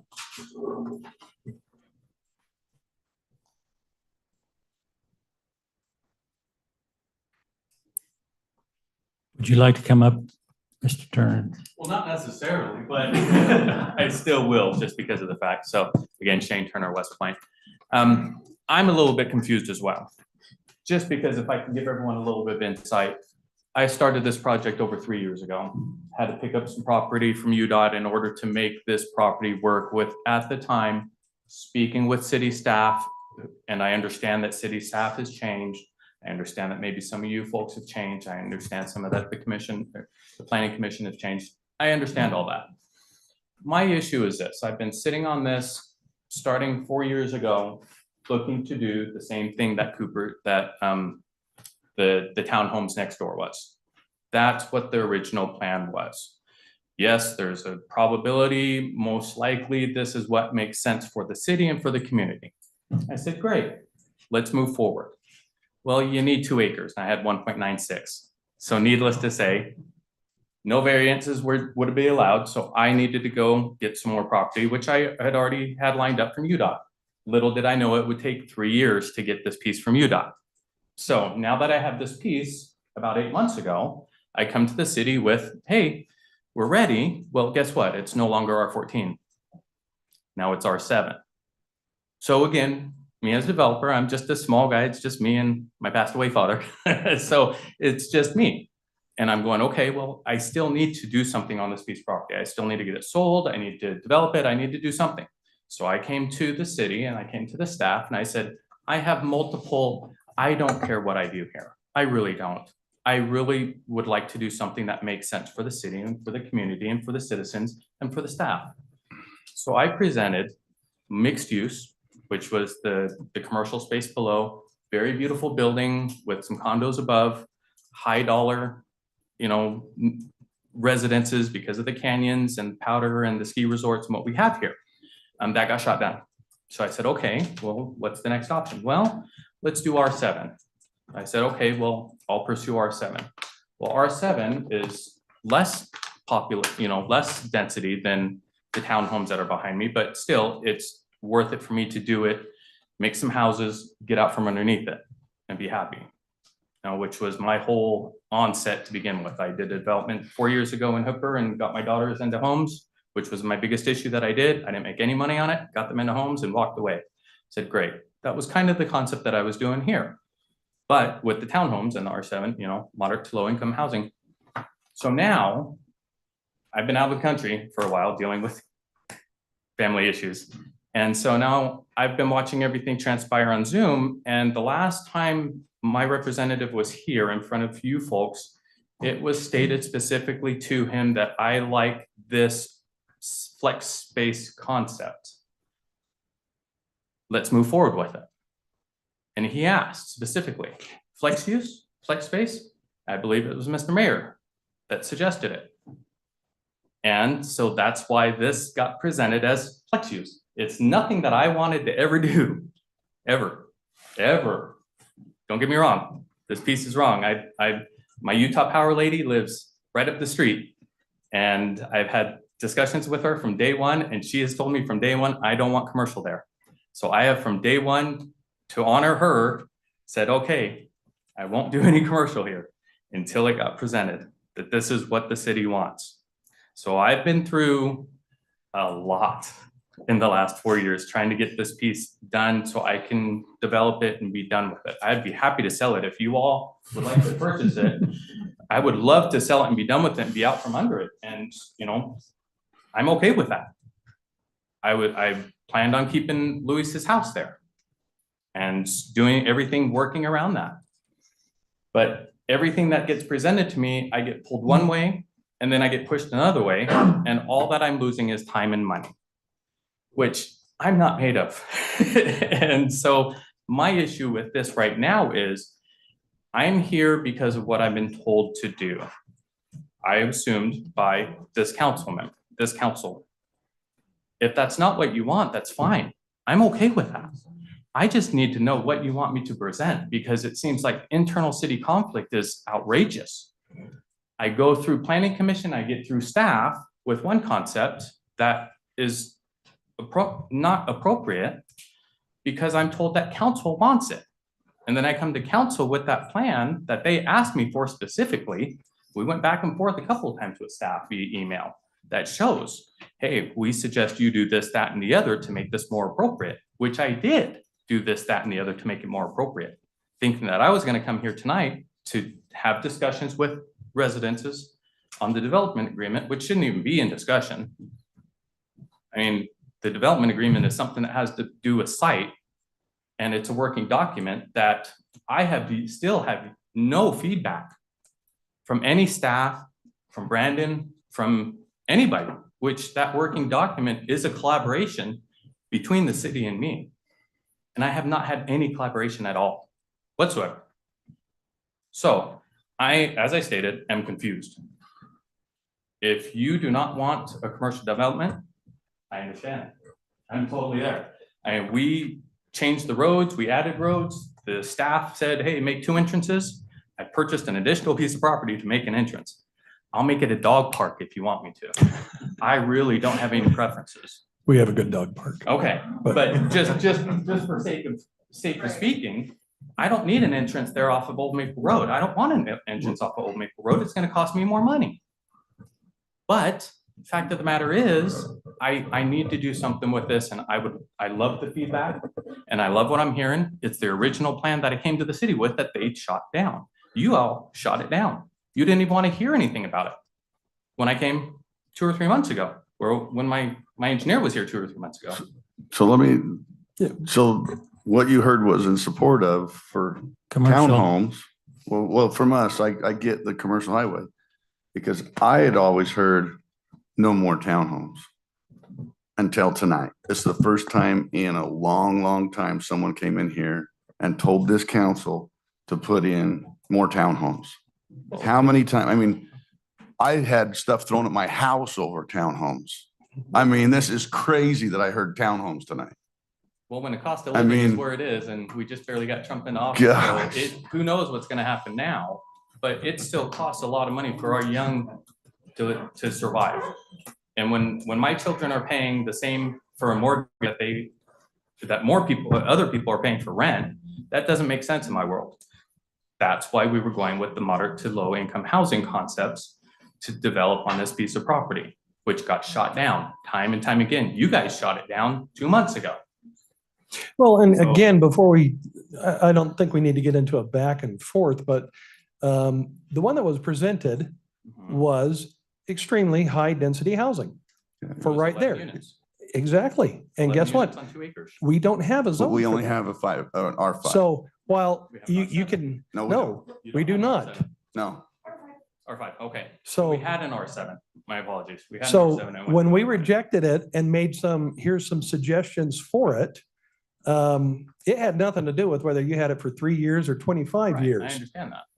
It had to do with it was not conforming with our code or what the general consensus of the city was at the time. Okay. That's why I'm saying it doesn't need to get into back and forth because we're really trying to solve what we can put there. Exactly. And you've got property rights for it. We want to be able to respect those. At the same time, it is part of a city, so it does fall under the entire city as how it impacts everyone around them. I don't think that the discussion and the time and the back and forth that city staff and the city council and the PC who rejected it has spent looking at this and looking at what has been presented each time really should be part of this discussion of, whether you've wasted our time or we've wasted your time. We can look at what we can do on it, and that's where the rezoning comes to. Right, and I So- understand that, but my concept behind this is to hear the public speak and ask for something that was the original plan, because we could have worked around that if that's something that we all thought was more appropriate. But I'm back with commercial because the feedback. Can I ask you a question? So you bought the property, the projected land use was RM, RM. Was, Residential moderate. what I spoke to. It's public document, residential Yeah, moderate. Moderate. So you bought it with that. With that, yes, very true, 110%. If you bring a proposal in for that, we can't tell you no. Correct. So you can develop the property all you want. So whatever we decide here, if we say no, you still have an opportunity to go develop the property. Correct. Can I just give a little feedback on that? Mhm. Just for the context of everybody here. If it was developed as RM, then it would, by density, that would allow for 6 units. Yep. However, there's not enough room for a public road. So you'd have to do a private road. And the private roads in the RM zone only allow for a maximum of 4 units. So if you was to develop a RM, there'd be a private road with four lots. And I think, and with all the right of ways, I think most of us during the general plan understood that. I'm not saying whether that's good, bad, or I'm just giving you the information. Hopefully that's helpful. And that was something that Thank you. went in discussion with back and forth with the concept of the public street or the private road. But then again, I believe the private road ordinance was passed the month before I purchased the property. And that was one of the stipulations that in speaking with city staff, was the requirement to be able to develop that property to, something more than what it is, or what, than the RM. And so that's, again, it wasn't complete at that time because of the fact that I needed the additional property. I don't blame that on you at all. That's something that I had to go through, and, it's just, on my side, it's just frustration, because now I'm here, and we came with one, it got shot down, it passed through PC, came here, and it got shot down with very little discussion, from what I could tell on the Zoom, on the recording. And then we went back to PC with what we were under the impression was requested, and then PC shot it down. And so now I'm back to council with a negative from PC, knowing that, or hearing that now council is saying, well, yeah, that's really not what we want, in hearing, the residents, which I understand. But again, my scenario is, I need to do something here. And what, I would like to do something that makes sense. And again, I would like to do something that is proactive for the community. And commercial was never in my realm of thoughts until, 2 months ago. And we threw this together really quick just to send it into you folks to say, hey, maybe it makes sense. If you look at every off-ramp and every entrance to every city across this great country, 99.9% chances it's a commercial highway zone. I understand that. South Weaver, you might not want that there. I don't have a preference either way. I just need to be able to develop this property and not lose my arse on it. That's what it boils down to me. Okay, thank you. I'm a little confused because you made the comment that you thought the mayor is the one that said flex zone. And I would like to see those minutes, because I've never felt like flex zone is good. Before you came along, there was someone else looking at that property that wanted to do the exact same thing that you're asking for, and we shot him down. We met in a code committee meeting and spent quite a bit of time looking at flex zone. And we come up with the conclusion, we don't see flex zone in South Weber. And as Councilman Dills commented I made very clear when I said it, that this is just me, that I don't represent the council on that, if that's what you're referring to. And I said that I would love to see it as a neighborhood commercial, but that is something that we even said it in there. We did not have that code. We did not have it developed. We didn't have anything to do with it. So I think that if anything else, this just goes to show that maybe these ought to be separate instead of grouped together for expediency.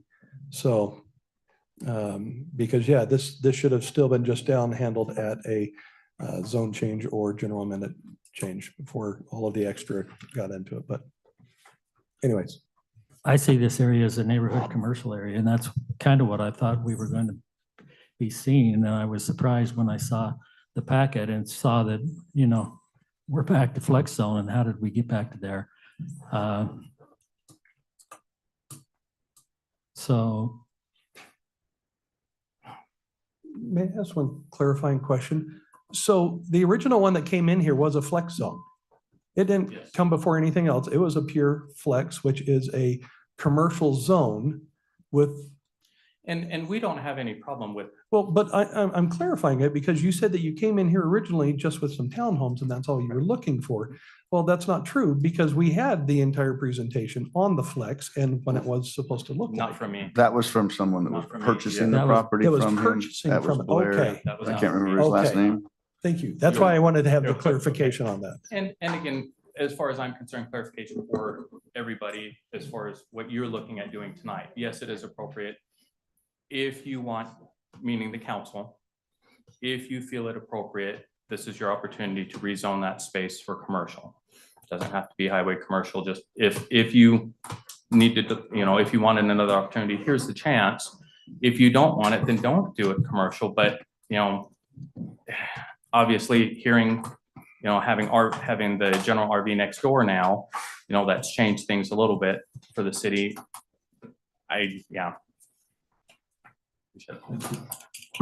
just want also for clarification, when we had the presentation by Blair, whatever his name was, I said, I don't hate it. It wasn't the mayor. That was what I said. So I'm torn, residents, just so you know, if we have 4 homes there, it looks kind of weird, the entrance of our city, planning wise, to have 4 homes right there. That's not to say that further south, there's not a bunch of homes on 475. So that's the predicament that we're in. We're trying to do our best planning, knowing what's actually going to fit the city. So And regardless of what goes there, I doubt it's gonna go out onto 475. Just so everyone is aware of that. You can't have all those, even if there's townhomes that go there, they can't all come up onto 475. And remember, Old Maple Farms wasn't always there either in my back door. So.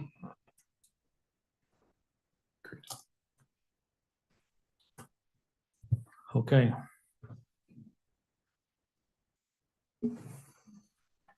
So let's go on with this item number 7 then. Well, if we want to change this amendment or if we don't. If we don't, then we're done. Well, shouldn't we do a on the general plan projected land use, just to deny that? Tell us how you feel, Joe. Well, no, I'm saying that if we're going to make a motion, that's what I was going to make was, Mayor, I recommend we make a motion to deny a change to the general plan projected use map as an amendment. Is that ordinance 2024-11? Yes. Yes. Sorry. Second. Have a motion and a second by Councilman Windsor. We'll do a recall or a, what? it said start that way. Oh. Roll call vote, starting with Councilman Windsor. Aye. Aye. Aye. Aye. Aye. Okay. Unanimous, motion carries. So that means that the general plan amendment was denied. So nothing's changing right now. Mayor, as far as our agenda goes, items number 8 and 9. Oh, 9, 8 and 9. How do we proceed? Those are moot points. So on 8 and 9, just procedurally, you'll still need to vote on those. Great. You can make a joint motion and you don't need to do it as 2 separate items. Mayor, I make a motion to deny resolution 24-32 development agreement for Cooper's Landing subdivision at approximately 6525 South, 475 East. And ordinance 2024-09 zone change for 2.216 acres for Cooper's Landing subdivision at the same address. Second. Okay. Motion second, we'll start with the roll call vote. Councilman Halverson. Aye. Aye. Aye. Aye. Aye. Okay, motion carries. Next item, resolution 24-33, Fourth Amendment to South Weaver Gateway Development Agreement. I think this amendment is just the name change, isn't it, Dave? Yes, this is simply Is it the same ones that came in last, Yeah, it's been sold. or is it changed again? changed again. Yes, so after we made the change previously. Can we pause for just a minute? So that everyone who wants to leave can leave, and not interrupt the conversation of it. Y'all are You are all welcome to stay. This is really exciting stuff from here on out. Thank you for you. coming and thank you for being respectful. Except for one plan. That boy alert.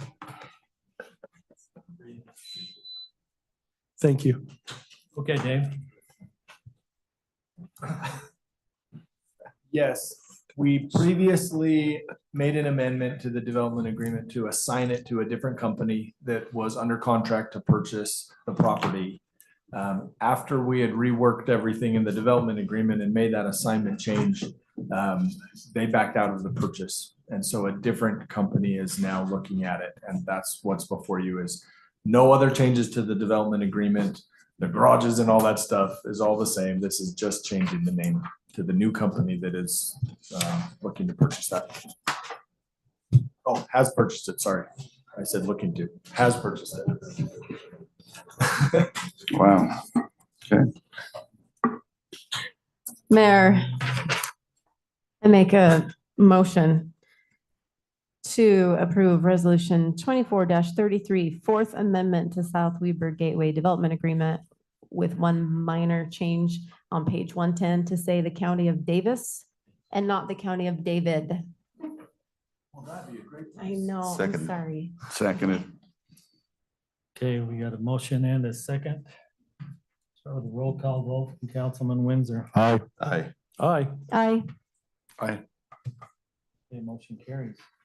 Can I just ask, will we finally see some construction there though? We don't know. We didn't say fourth Don't and take final knock on amendment. wood, We Jeremy. hope, we sure hope. If Angie's motion would have been fourth and final amendment. I then maybe almost we- said that. I almost.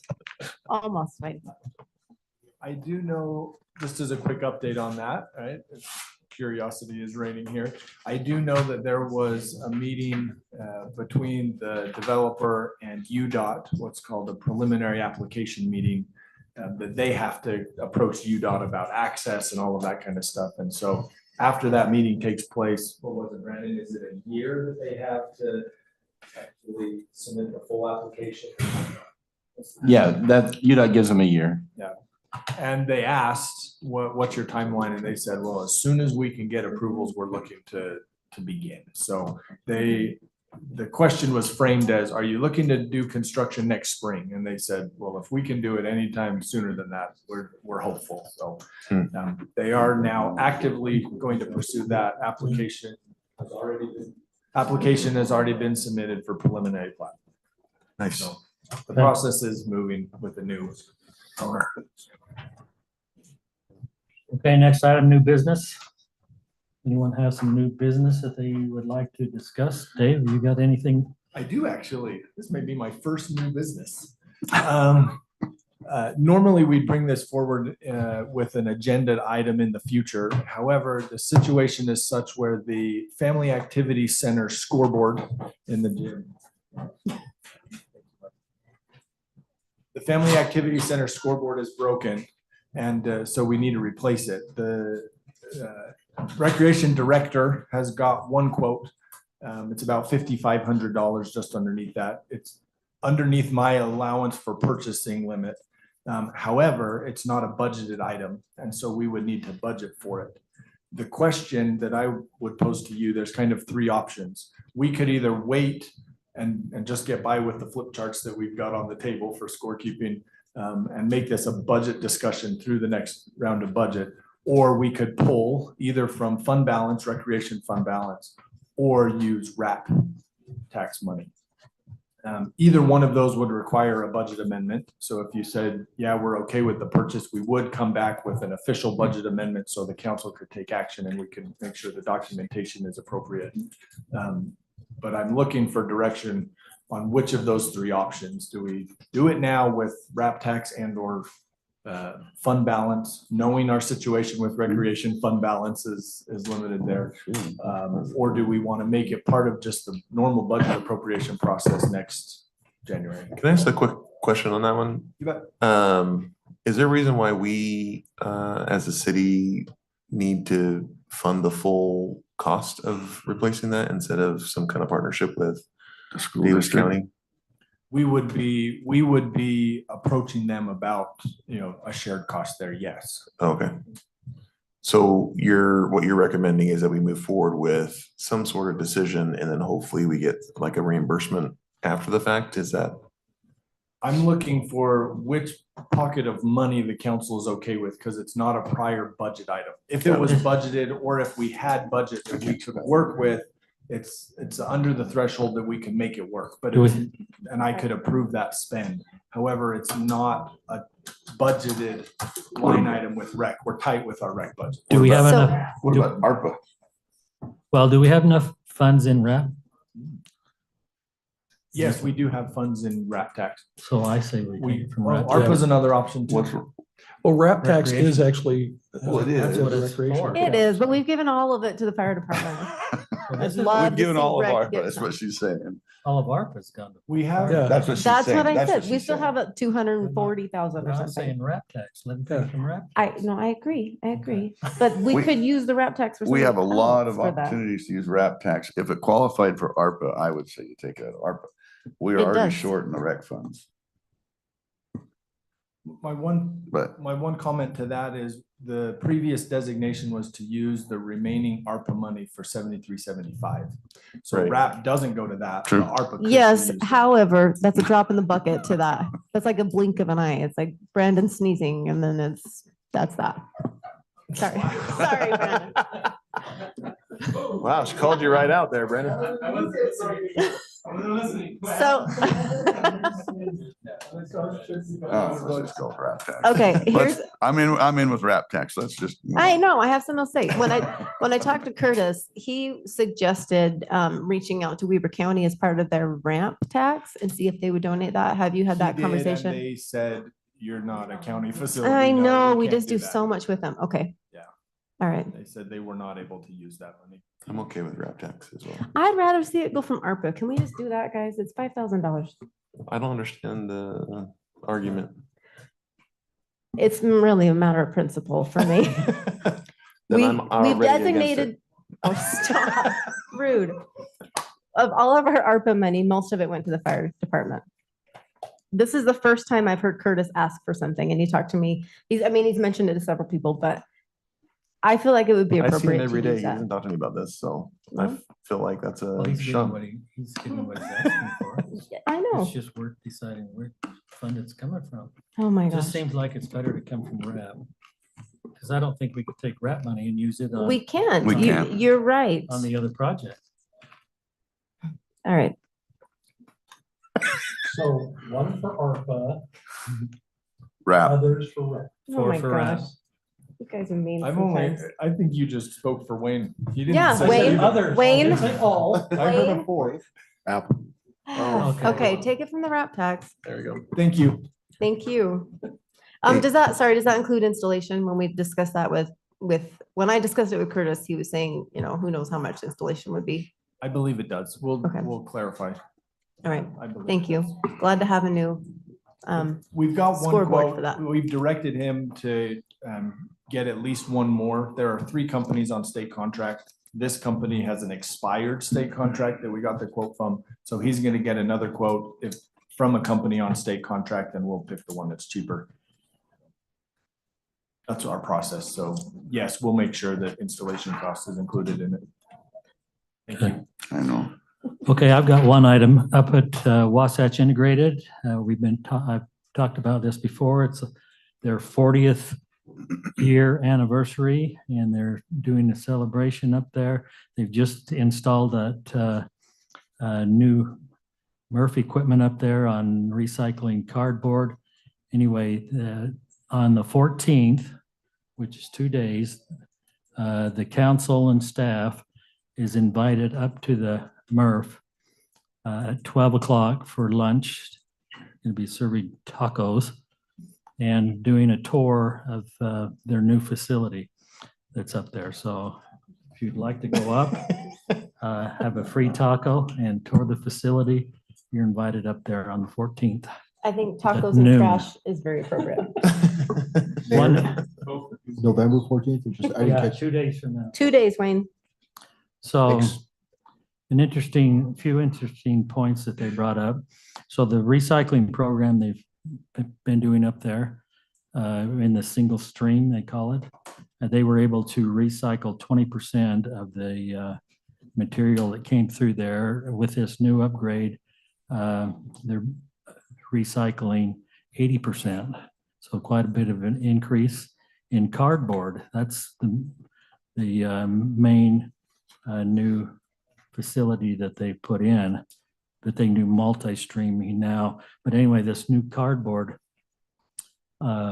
recycling has increased by 137% on cardboard. So, And that's stuff already in our trash that they're sorting out. yeah. And it doesn't have to be clean. Like it can be, I know that sounds stupid, but we had this discussion before. Like Well, stuff my Amazon box in there.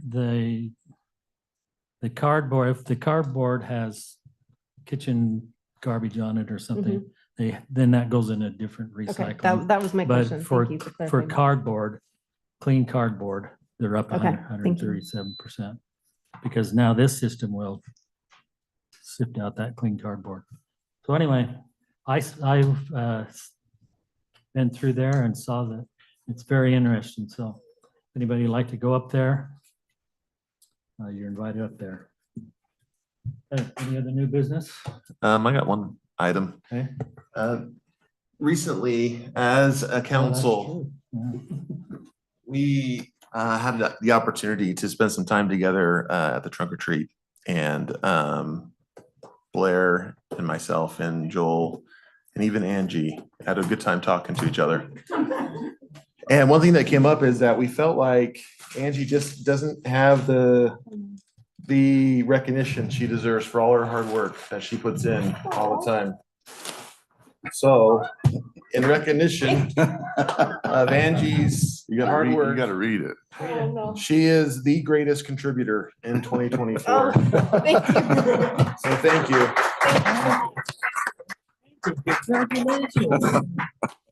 I think this is wonderful. I'm going to fill it with Joel's tears from every meeting. It might be a little self-proclaimed and the quote, and it was quoted verbatim, actually, just so you know. Oh my gosh. Thank you guys. You know what? Can you see this? It's right there. Where's Shaylee? She needs to take a Thank you. picture of that, and put it on Facebook. Thanks, guys.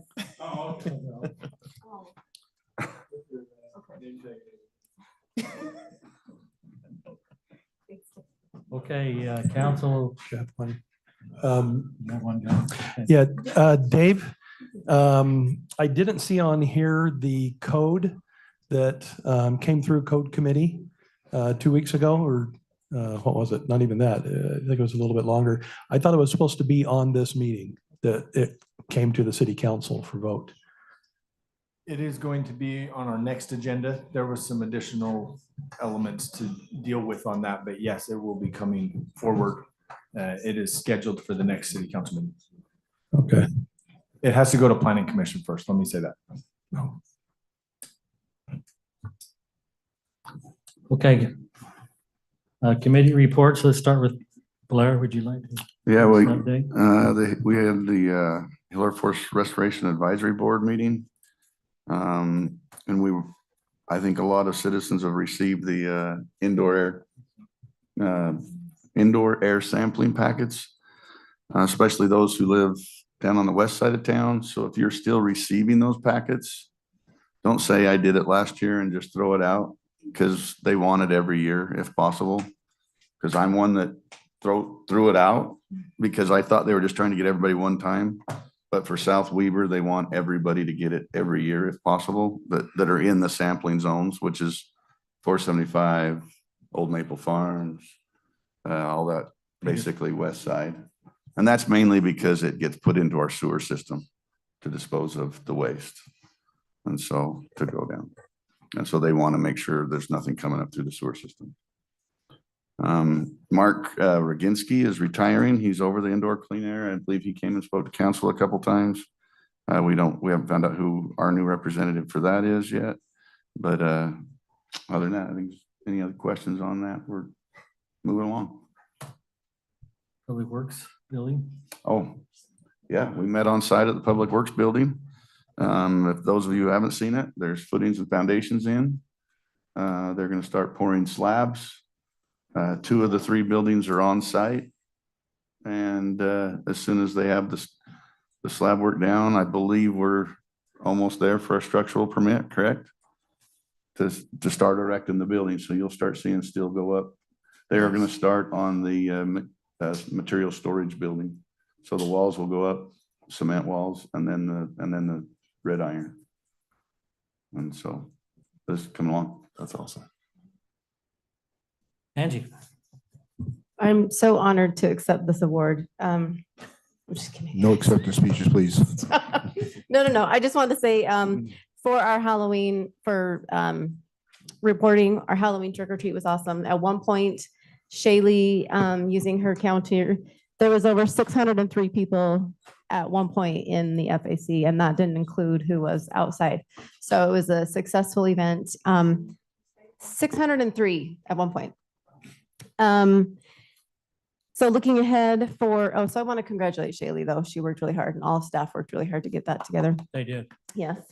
Looking ahead, December 14th, we're going to have our breakfast with Santa. So that will be in the morning, December 14th, and we'll have more information. So look forward that on our social media and billboard digital sign. That's all I have to report. Joel. Really nothing new to report since the last meetings. We did have the safety meeting yesterday in which we did talk, but that's more on Jeremy. So I got nothing. I'll be quiet. Jeremy. Thank you, Joel. Yeah, so we had a great meeting with the safety committee this week. Talked about data collection from the mobile speed limit trailers. So we agreed to strategically place the one that collects data on major thoroughfares throughout the city and move that around every 2 weeks on a schedule that Dave's putting together for us. To see if we can collect enough data so that by our retreat, we can make a solid decision on would it make sense to invest in more speed signs similar to the one that's on 1900 at the bottom of the hill that's stationary but in a really good location to hopefully limit speeding in certain areas of the city. So the whole purpose of moving around is to just collect data, see what kind of data comes back so that we can make an informed decision come budget time if we want to talk about investing some additional funds in that space. So looking forward to seeing what the data says there. And the other thing that we talked about was the need to spend some more dedicated time doing or completing our emergency preparedness plan for the city. So we agreed that that needs to be a higher focus in 2025. Right now, the majority, if not all of that, is falling on Dave's shoulders, and it just keeps getting deprioritized because other higher priority items keep taking his time. So I think in our budget retreat, we'll probably have an opportunity to discuss how we want to prioritize that effort and if we need to possibly spend money on additional resource to help get that foundation laid for us in the future. So a couple of fun and exciting things there. Any questions? Maybe one comment to that. The city did complete a risk management plan, and there's 3 years left before it has to be updated. And that plan is a guide for seeking BRIC grant monies. I don't know if anyone's bothered to look at the mitigation. There's like a list of mitigating projects that should be our priorities. I think you might want to consider. Yeah, I have heard of the fund, but I don't recall what I don't think we talked about it in the committee, but I know what you're talking about. Yeah. So Dave, I'm not sure if we've looked into that enough or if that's an item that it would be good to take away to see if there's an opportunity there. As we approached the letter of intent deadline just a couple of months ago, I met with our grant writer who helped us develop that plan, and we talked about the next projects and submitting for that. And sorry. And ultimately, the decision was we need to have a conversation with council about setting aside the appropriate match money. And so that will become part of our budget discussion next year of the appropriate amount we want to set aside for the match so that we can do those projects. The next couple are the first priority projects that we had on our multi-hazard mitigation plan were related to some studies and planning projects about our facilities and resilience if there were earthquakes and whatnot. So. Study and planning projects are in Utah have later been almost all of them that applied have received the funding. So the match grant, the council would have to do a resolution to say, if we get the grant, we will match it. That's the kind of our commitment to the projects. That's what FEMA is looking for. But Anyway, if you're doing a planning grant, more than likely you're gonna get, if you're doing a construction grant, roll the dice. There's a lot of competition for those monies. I didn't have anything to follow up on with committee reports. I did have a question for staff with regards to scheduling, when the audit was going to be ready, and when did the audit committee want to get pulled and put together to review that? What's the status of that? Currently, we're working with KNC right now on year end. They're coming in next week to finalize year end portion of it, and then we're working on planning with Gilbert and Stewart in the next following weeks to meet with them and have them available. So meeting with the committee, we'll let you know once we have a better date of when Gilbert and Stewart's going to be coming out here.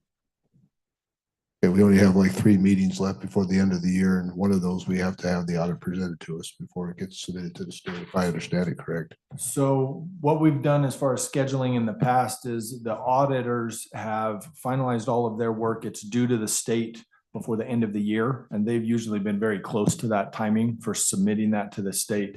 And then they've traditionally come to the first meeting in January to report the audit. It's not really accepted or anything. It's just reported on, here's the audit information.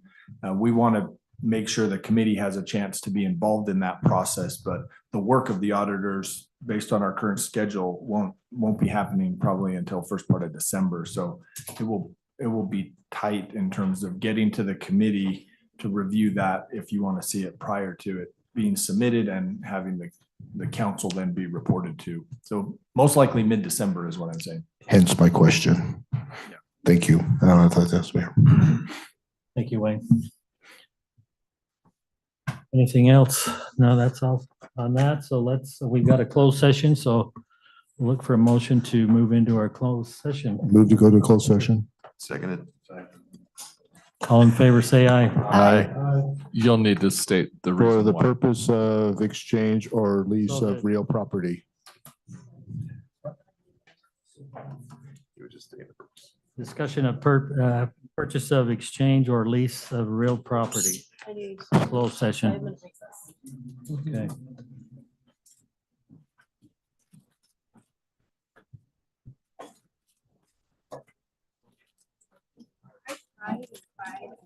My daughter told me. Yeah,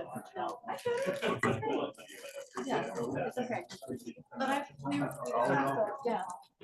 had discussed last year, we have something that says city council on there, so they knew where. Blair has got it. And this year we're like, oh, yeah, we reached a lot. So we'll do that next year. Yeah, it's okay. I get it.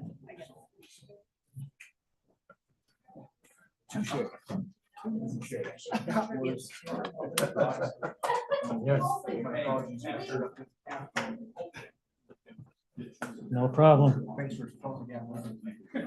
That's first time we really use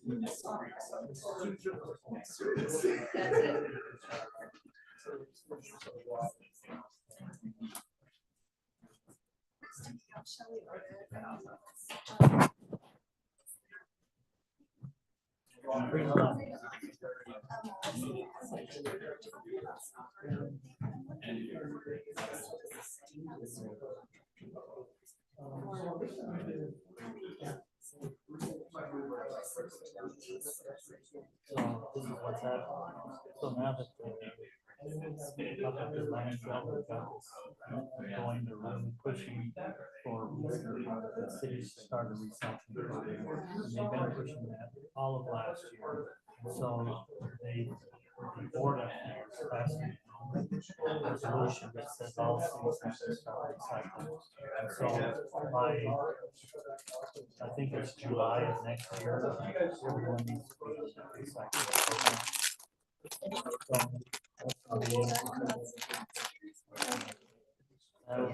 That'll take into the.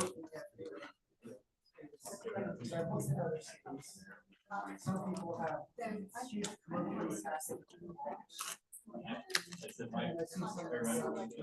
Probably.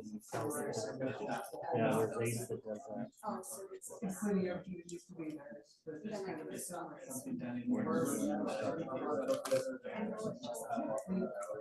No, it'll be,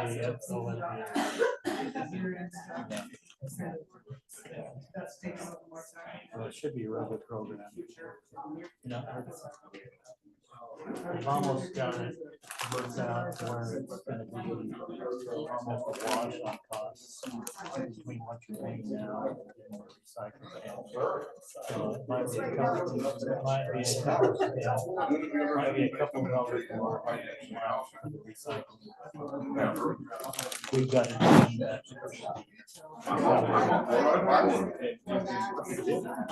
You buy one? Okay. Oh, yeah.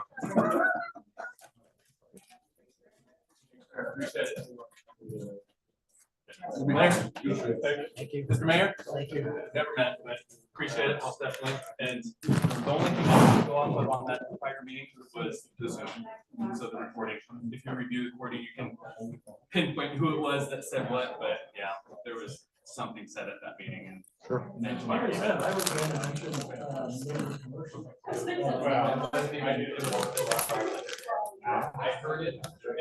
here even after he got right out. It wasn't. Twitter got wet this afternoon. Sorry, thank you. Oh, Very nice to meet yeah. you. You're very helpful. Oh, you'd like that.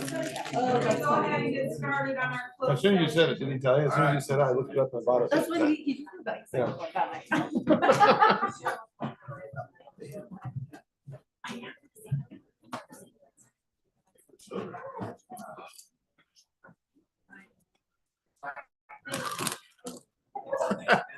I'll see you guys, well, some of you.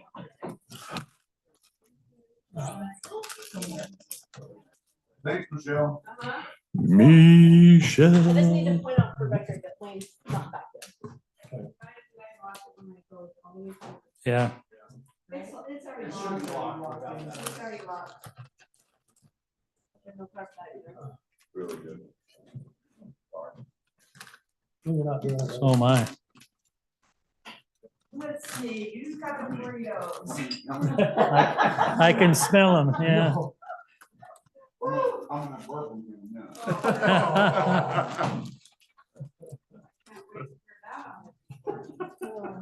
Okay, you ready?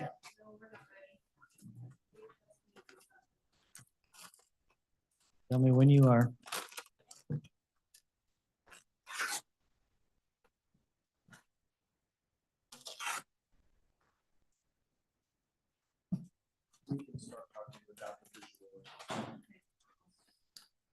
Okay, we've moved into our closed session. We'll do a Recording. what? Just 1 second. She's not ready. Oh, I thought Dave said we could move forward. Dave said